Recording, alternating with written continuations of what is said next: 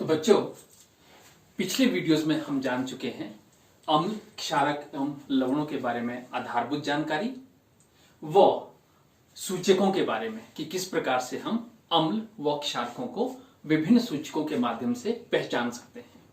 इस वीडियो में हम बात करेंगे अम्लों के रासायनिक गुणधर्मों के बारे में, अर्थात कि अम्ल रासायनिक रूप से क्या क्या गुणधर्म प्रदर्शित करते हैं। जैसा कि आप यहां पर देख रहे हैं, अम्ल की अलग अलग तत्वों या यौगिकों से अभिक्रिया होती है और हम इस वीडियो में यह जानने का प्रयास करेंगे कि अम्ल अलग अलग धातुओं व यौगिकों के साथ अभिक्रिया के परिणाम स्वरूप क्या क्या उत्पाद बनाते हैं। तो अम्लों की धातु के साथ अभिक्रिया होती है। अम्ल धातु कार्बोनेट से भी अभिक्रिया करते हैं। अम्ल धातु हाइड्रोजन कार्बोनेट से अभिक्रिया करते हैं। अम्लों की क्षारक के साथ अभिक्रिया होती है। वो अम्ल धात्विक ऑक्साइड के साथ भी अभिक्रिया करते हैं। इन सभी अभिक्रियाओं को हम एक एक करके यहां पर लेंगे। तो सबसे पहले हम बात करते हैं धातु के साथ अभिक्रिया। तो जब अम्ल धातु के साथ अभिक्रिया करते हैं तो इस अभिक्रिया के परिणाम स्वरूप लवण व हाइड्रोजन गैस उत्पन्न होती है। तो यहां पर हम बात करेंगे अम्ल जब भी किसी धातु के साथ अभिक्रिया करते हैं, अम्ल की धातु के साथ अभिक्रिया, तो परिणाम स्वरूप क्या बनता है? उत्पाद बनते हैं लवण व हाइड्रोजन गैस। Hydrogen gas. तो बच्चों, पहले अध्याय में हमने सीखा था कि इस प्रकार के रासायनिक समीकरणों को हम रासायनिक सूत्रों के रूप में किस प्रकार से लिख सकते हैं। तो इस रासायनिक समीकरणों को भी हम रासायनिक सूत्र के रूप में लिखेंगे। तो यहां पर हम अम्ल लेते हैं, मान लीजिए हाइड्रोक्लोरिक अम्ल HCl, क्योंकि जलीय विलयन है तो हम इसको लिखेंगे जलीय या एक्वस, प्लस धातु, मान लीजिए हम धातु लेते हैं मैग्नीशियम। मैग्नीशियम धातु हमने ली, तो जब मैग्नीशियम धातु हाइड्रोक्लोरिक अम्ल के साथ अभिक्रिया करेगा तो लवण बनेगा मैग्नीशियम क्लोराइड MgCl2 प्लस, और इससे हाइड्रोजन गैस मुक्त होगी। इसको हम लिख सकते हैं, जो मैग्नीशियम क्लोराइड यहां पर बना उसकी आपने अवस्था भी लिखनी है। तो वो अवस्था क्या है? वो अवस्था होगी जलीय या एक्वस। अब बच्चों, जैसा कि हम पहले अध्याय में ऑलरेडी सीख चुके हैं कि रासायनिक समीकरण संतुलित भी होने चाहिए। तो जब भी आप कोई रासायनिक समीकरण लिखें तो आप उनमें यह भी चेक करते जाएं कि वह रासायनिक समीकरण संतुलित है या नहीं है। जैसे कि हम इस रासायनिक समीकरण में चेक करेंगे कि यहां पर क्लोरीन का एक परमाणु है, यहां पर क्लोरीन के दो परमाणु है, उसी प्रकार यहां पर हाइड्रोजन के दो परमाणु है, यहां पर हाइड्रोजन का एक परमाणु है। तो इसको संतुलित करने के लिए हम क्या करेंगे? यहां पर हम 2 लिख लेंगे। तो जब भी अम्ल किसी धातु के साथ अभिक्रिया करते हैं तो एक उस धातु का लवण बनता है और साथ में हाइड्रोजन गैस मुक्त होती है। इसी प्रकार बच्चों, जब अम्ल किसी धातु कार्बोनेट के साथ अभिक्रिया करते हैं, अम्ल की धातु कार्बोनेट के साथ अभिक्रिया, तो उसके परिणाम स्वरूप लवण, कार्बन डाइऑक्साइड व जल उत्पाद के रूप में बनते हैं। इसको भी हम यहां पर लेंगे। अम्ल की अभिक्रिया धातु कार्बोनेट के साथ, धातु कार्बोनेट, तो इसके परिणाम स्वरूप क्या बनता है? इसके परिणाम स्वरूप बनता है लवण, carbon dioxide, carbon dioxide, इसको मैं थोड़ा सा मिटा देता हूं यहां पर, कार्बन डाइऑक्साइड व जल, कार्बन डाइऑक्साइड व जल।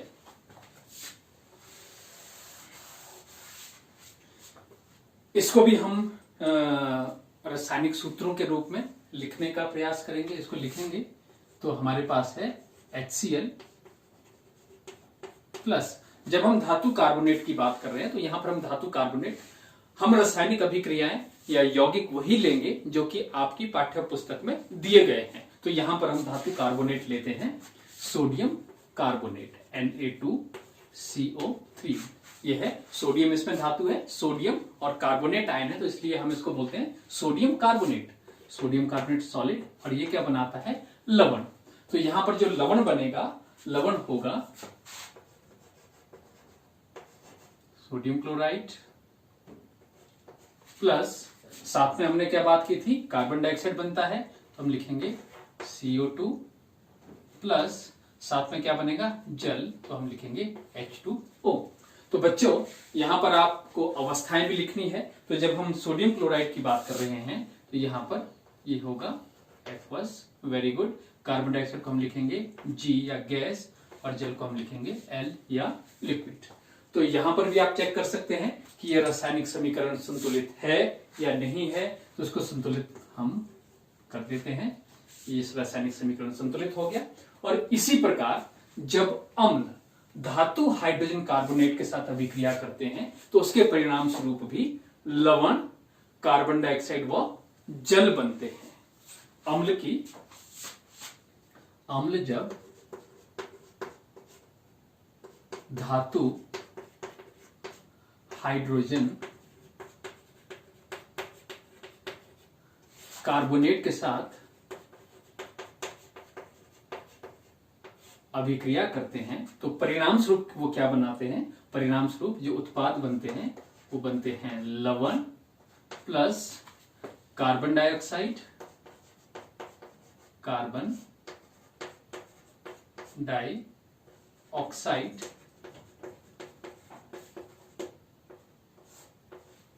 व जल। इसको भी हम रासायनिक सूत्रों के रूप में इस समीकरण को भी लिखेंगे। तो ये हम यहां पर लेते हैं HCl प्लस, अब धातु हाइड्रोजन कार्बोनेट भी हम सोडियम का ही हाइड्रोजन कार्बोनेट या सोडियम बाइकार्बोनेट लेंगे, यहां पर NaHCO3, और इसके परिणाम स्वरूप क्या बनेगा, इसके परिणाम स्वरूप बनता है एक लवण बनेगा, साथ में आपके कार्बन डाइऑक्साइड गैस मुक्त होगी, वो जल वाष्प बनेंगे। तो लवण हम यहां पर बनाते हैं, लवण बनेगा प्लस कार्बन डाइऑक्साइड प्लस, यहां पर आपको काम यह है कि आपने इन अलग अलग यौगिकों की अवस्था लिखनी है। यहां पर आप ऐसे ढूंढिए, अपनी बुक में ढूंढो, और ये आपके लिए एक्सरसाइज है कि आप इनकी अलग अलग अवस्थाएं यहां पर लिखेंगे। तो जब अम्ल धातु कार्बोनेट और धातु हाइड्रोजन कार्बोनेट के साथ अभिक्रिया करते हैं तो दोनों अभिक्रियाओं में क्या क्या बनते हैं, लवण, कार्बन डाइऑक्साइड व जल। तो बच्चों इसमें जो कार्बन डाइऑक्साइड गैस मुक्त होती है वो कार्बन डाइऑक्साइड गैस के परीक्षण के लिए आपने अपनी छोटी क्लासेस में भी ये परीक्षण पढ़ा होगा कि कार्बन डाइऑक्साइड गैस चूने के पानी को दुधिया कर देती है।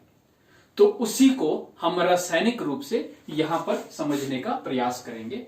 जब भी हम कार्बन डाइऑक्साइड को चूने के पानी में से गुजारते हैं तो क्या रासायनिक अभिक्रिया होती है, या रासायनिक रूप से हम उसको किस प्रकार से प्रदर्शित कर सकते हैं। तो हम यहां पर लेंगे carbon dioxide, carbon dioxide gas को जब हम चूने के पानी में से गुजारेंगे, अभी चूने का पानी क्या है, चूने का पानी है, यस वेरी गुड, इसको हम कहते हैं कैल्शियम हाइड्रोक्साइड। पिछले वीडियो में मैंने इसका कुछ और नाम भी बताया था, वो नाम भी आप मुझे नीचे कमेंट सेक्शन में लिख के भेज सकते हैं। कैल्शियम हाइड्रोक्साइड हमने यहां पर लिया है, कैल्शियम हाइड्रोक्साइड एक्वस, और जब ये कार्बन डाइऑक्साइड इस कैल्शियम हाइड्रोक्साइड के साथ अभिक्रिया करती है तो उसके परिणाम स्वरूप हमारे पास जो उत्पाद बनता है वो है CaCO3 प्लस, साथ में यहां पर कैल्शियम कार्बोनेट बनेगा, और कैल्शियम कार्बोनेट के अतिरिक्त यहां पर बनता है हमारे पास जल या वाटर। ठीक है, this is solid, this is aqueous.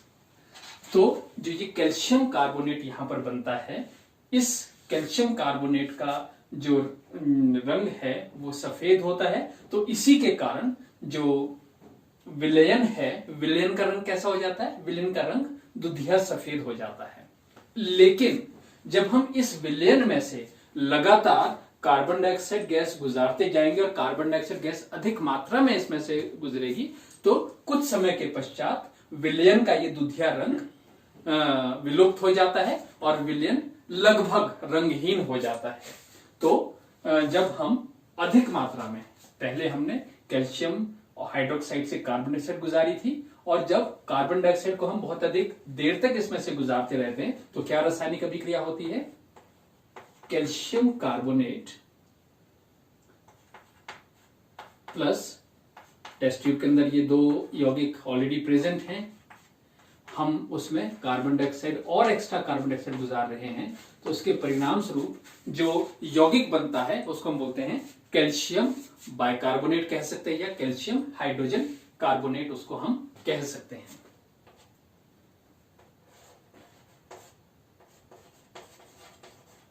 CaHCO3 twice. तो इसके कारण जो ये उत्पाद बना, इसके कारण जो दुधिया रंग था वो विलुप्त हो जाता है। ये उत्पाद बनने के कारण दुधिया रंग विलुप्त हो जाता है। तो बच्चों, इसके बाद हम रासायनिक अभिक्रिया में पढ़ेंगे कि अम्ल की क्षारक के साथ क्या अभिक्रिया होती है, कि अम्ल क्षारक के साथ किस प्रकार अभिक्रिया करते हैं। इसको मैं यहां से मिटा देता हूं। और ये जो अम्लों की क्षारक के साथ अभिक्रिया, आप इसे पिछले वीडियो में भी जान चुके हैं, और उस अभिक्रिया को हम कहते हैं उदासीनीकरण अभिक्रिया। उदासीनीकरण अभिक्रिया, या इसको इंग्लिश में हम न्यूट्रलाइजेशन रिएक्शन भी कहते हैं। उदासीनीकरण अभिक्रिया के परिणाम स्वरूप भी क्या बनता है? लवण एवं जल बनता है। तो इसको हम रासायनिक समीकरण के रूप में यहां पर देखने का प्रयास करेंगे। जब कोई अम्ल, हम यहां पर अम्ल लेते हैं, फिर से हम HCl लेंगे, और जब ये किसी क्षारक के साथ अभिक्रिया करता है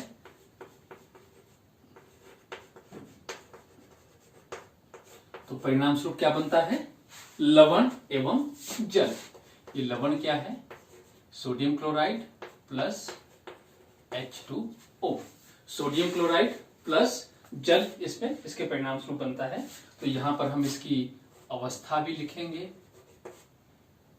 ये है लिक्विड, रासायनिक समीकरण संतुलित है। तो इस अभिक्रिया को हम एक विशेष नाम से जानते हैं, उसका नाम है उदासीनीकरण अभिक्रिया। और बच्चों, अंत में हम बात करेंगे अम्लों की धात्विक ऑक्साइड से अभिक्रिया के बारे में। जब भी अम्ल धात्विक ऑक्साइड से अभिक्रिया करते हैं तो उसके परिणाम स्वरूप वे लवण व जल बनाते हैं। और इसका भी हम एक उदाहरण यहां पर लेंगे।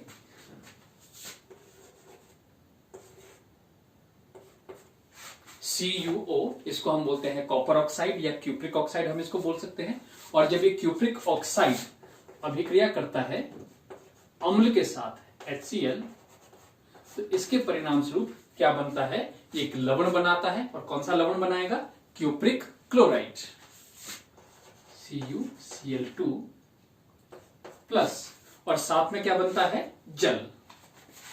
साथ में क्या बनाएगा बच्चों? ये जल, क्यूप्रिक क्लोराइड प्लस जल।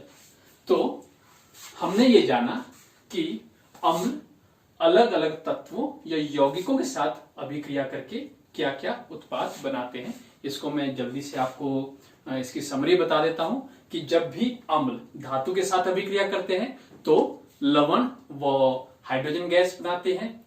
जब अम्ल धातु कार्बोनेट के साथ अभिक्रिया करते हैं तो लवण कार्बन डाइऑक्साइड व जल उत्पाद के रूप में बनते हैं। और उसी प्रकार जब अम्ल धातु हाइड्रोजन कार्बोनेट के साथ अभिक्रिया करते हैं तो लवण कार्बन डाइऑक्साइड व जल बनाते हैं। अम्लों की क्षारकों से अभिक्रिया, जिसको कि हम उदासीनीकरण अभिक्रिया भी कहते हैं, उसके परिणाम स्वरूप लवण व जल बनता है। और जब अम्ल धात्विक ऑक्साइड के साथ अभिक्रिया करते हैं तो उसके परिणाम स्वरूप भी लवण व जल उत्पाद के रूप में बनते हैं। इस वीडियो में अम्लों के रासायनिक गुणों के बारे में इतना ही। अगले वीडियो में हम बात करेंगे क्षारकों के रासायनिक गुण व हम तुलना करेंगे अम्लों व क्षारकों के रासायनिक गुणों में क्या क्या समानताएं हैं और क्या क्या भिन्नताएं हैं। Thank you so much.